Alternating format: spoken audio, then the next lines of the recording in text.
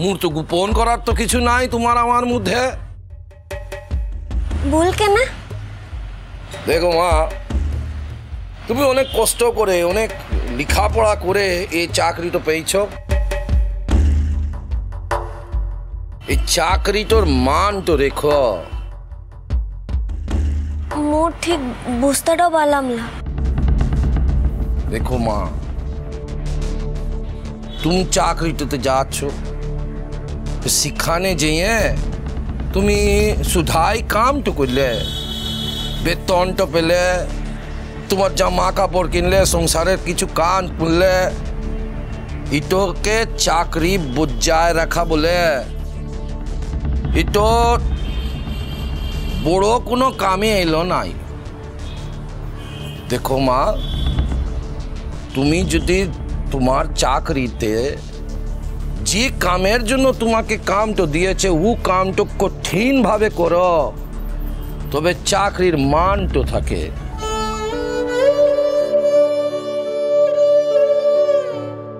দেশের লোকের কামটা করবার লিগে তো তোমাকে ও চাকরিটা দিয়েছে।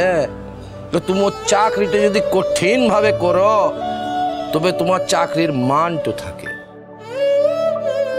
জানি বা, মু তো শুধু চাকরিটা করবার লিগে চাকরিটা করছি না। মু জানি। फिर बाप तो बोल जाऊं। বলবি, एक बार ला, 1000 বার লা, লাখ বার বলবি। কারণ এই কথাগুলো বলবার লিগে না মোর কাছকে লোকের মেলা অভাব রে। হয়তো তুই ছাড়া এই কথাটা বলবার মতো আর কেউই নাই, তাই তুই বলবি। আশীর্বাদ করি মা, তুমি মন দিয়ে এই চাকরির মানটা রাখো।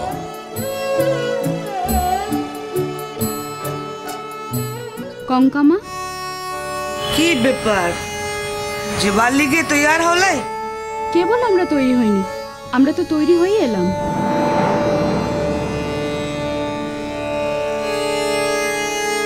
যে জামা কাপড়গুলো আমরা নিয়ে এসেছিলাম সেগুলো পরলি না?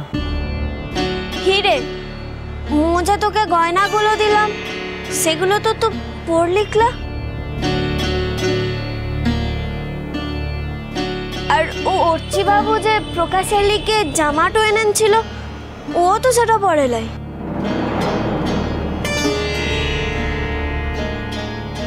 আমি পড়তে দিইনি। আরে পড়তে দিসলাই কিসের লিগে? আর ও লতুল শ্বশুর ঘরতে যাবে তো জামা প্যান্টও পরবে গলাই লতুন। আর তুই ইমন সাজটো সাজলে কিসের লিগে রে? ঘরতে যেমনতে থাকিস তেমন ভাবে যেতে তো লেগেছিস।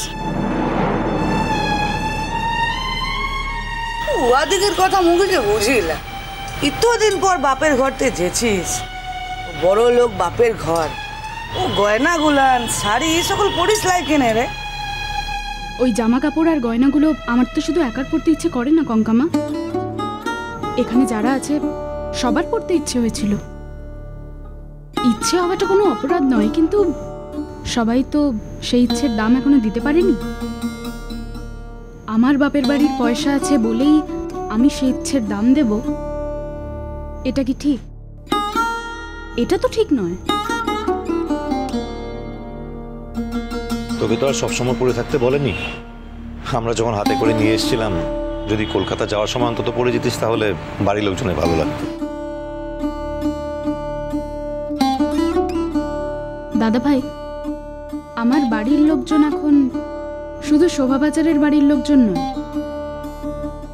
আমার বাড়ির লোকজন এখন পলাশবনির লোকেরাও। কিছু লোকজনকে খুশি করতে গিয়ে আমি বেশিরভাগ লোকজনকে তো দুঃখ দিতে পারি না।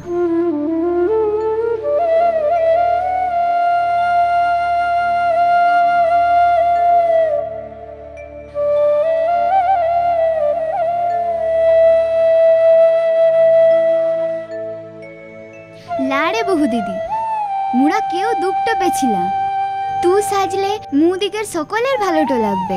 হিরে, ফুলমণি তো এটা একেবারে ঠিকটাই বলেছে। চল কিনে মিঠাই বহু দিদি, মুরা দুজনে মিলে তোকে সাজাইন দিবক। আৰু আসল কথাটো কি বলতো ফুলমণি মু কিন্তু বুঝতেটো পেরেছিক ও মিঠাই বহু দি দিলা লিজে লিজে নতুন গহনাগুলান পড়তেই চাইছেকলা তার লিগেই তো বলছিক মোরা তোকে পড়াইন দেবক তাহলে তো যাবিক তুই না, ওই জামা কাপড় আর গয়নাগুলো আমায় এমন কিছু দেবে না যেটা তোমাদের সকলের থেকে দামি। আর তাছাড়া বাহা তো এতকাল আমাদের বাড়িতে রয়েছে, কই তাকে তো আলাদা করে কোনোদিন এমন আলাদা কোনো সাজ সাজতে হয়নি যাতে সে অন্যকে খুশি করতে পারে। হয়েছে কি? সেজন্যই আমি আমার যা সামর্থ্য তার থেকে বাইরে বেরিয়ে আলাদা করে কিছু পড়তে চাই না। কিন্তু মিঠাই শুধু কাপড়টা তো পরতে পারতে। সেটা হয় না বাহা, তুমি তো জানো প্রকাশের সেরকম কাপড় দেওয়ার সামর্থ্য নেই, আর পলাশ বনের কারোর কাছেই সেরকম দামি কাপড় নেই। আজ হঠাৎ করে আমি দামি জামা কাপড় পরে নিজেকে সকলের থেকে আলাদা করতে চাই না।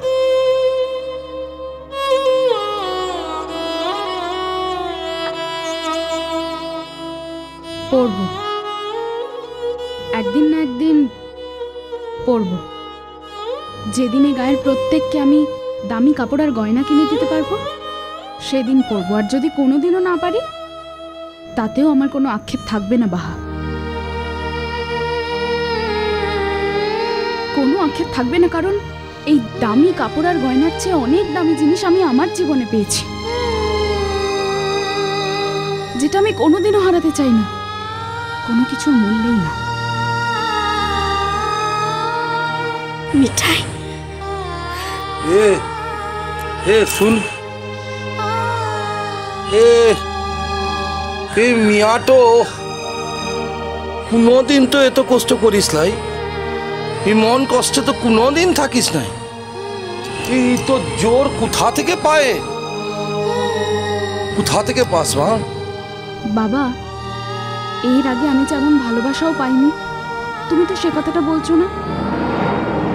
এই মিয়া মোদিকের ঘরতে আসবে তার লিগেই জন্মাইছে, তা না হলে মোদিকে সকলের সঙ্গে ইমন করে মানায় চলতে পারতো না।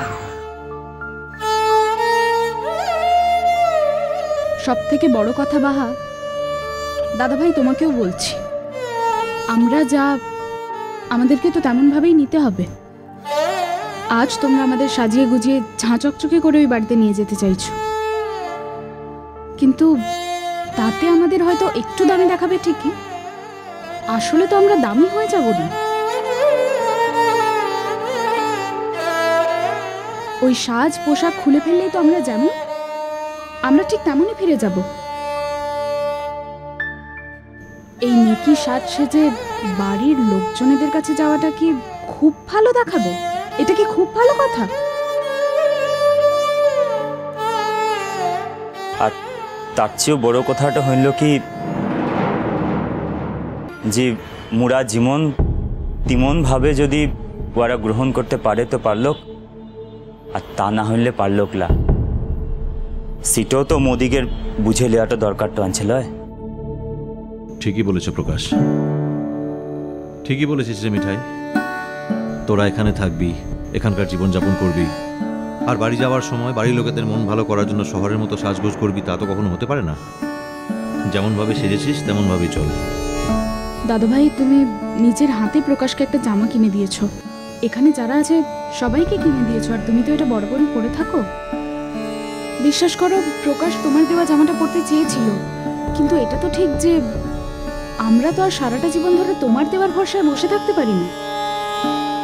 তুমি প্লিজ কিছু মনে করো না, ও ফিরে এসে তোমার দেওয়া জামাটা নিশ্চয়ই পরবে, কিন্তু আমরা মনে করি যে আমাদের যা আছে যেমন আছে আমরা সেইভাবে যাওয়াটাকেই ঠিক মনে করেছি। আরে তুই কি ভাবলি আমি মনে করেছি? দুঃখ পাওয়া কি রে, এরকম আনন্দ আমি এর আগে কখনো পাইনি রে। আর তোকে নিয়ে এমন অহংকারও আমার এর আগে কখনো হয়নি।